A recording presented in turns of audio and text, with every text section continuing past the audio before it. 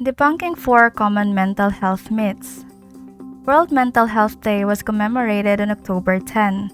More people are becoming aware of the subject, but unfortunately, there are still myths we need to debunk. This was the topic during Agri Institute's annual Healing at the Heartland program. Jennifer Brandt, Director of Member Wellbeing and Inclusion Initiatives at the American Veterinary Medical Association, enumerated some of the most common myths about mental health. Myth number 1.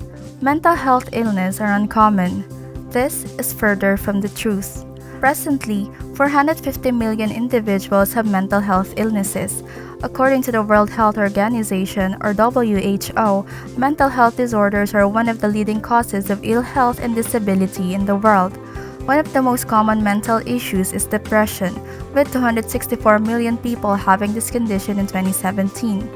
Moreover, a study published in JAMA Network said the number of U.S. adults experiencing depression tripled during the pandemic. Myth number 2.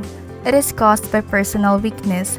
Neither does personal cause mental health problems, nor is it a sign of weakness. The cause of mental health issues is complex as it involves a combination of environmental and biological factors. Myth number 3. People with mental illness are more likely to be violent or dangerous.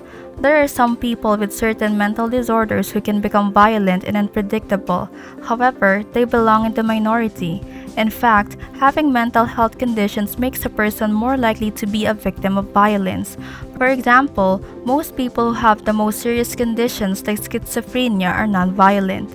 In a review published in Psychiatry, the sensationalization of violence that involves mental illness can further perpetuate stigma in patients' lives. Myth number 4. It's dangerous to ask a person if they are considering suicide. A person struggling with depression may feel relieved to open up with someone. What they only want is to feel connected, heard, or seen without being judged.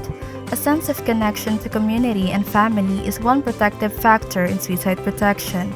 Another protective factor is life skills such as problem solving, impulse control, and resiliency. If you are worried about someone's mental health, it is recommended to have a conversation with them. You can begin by noticing any changes in behavior, express your concern, and listen. Make sure that your tone of voice is non-judgmental. Society is beginning to understand mental health. However, we still have more work to do to completely eliminate common myths about mental health issues.